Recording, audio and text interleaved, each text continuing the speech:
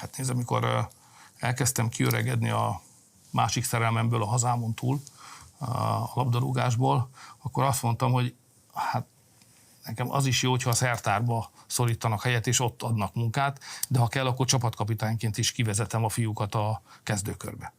Tehát én nagyon sok mindent csináltam az életemben, talán időnként el is fáradtam, bár most a vereség után hirtelen nem öregebbnek, hanem valamiért fiatalabbnak érzem magam, de rengeteg energiát szabadított föl belőlem ez a sok fájdalom.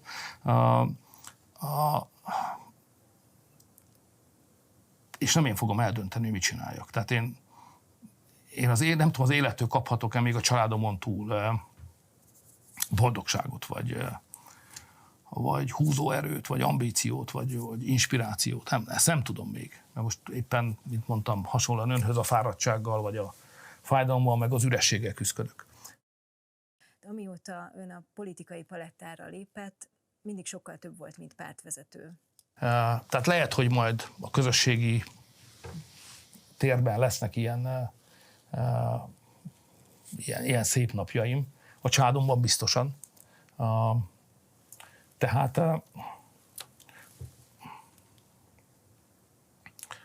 akárhogy is lesz, tehát ha azt mondja a közösségem, hogy most a hátsó padsorba ülsz, vagy oda se, vagy azt mondja, hogy a szertárban kell akkor a szerelést kikészíteni a következő nyerő csapatnak, akkor azt én elvégzem.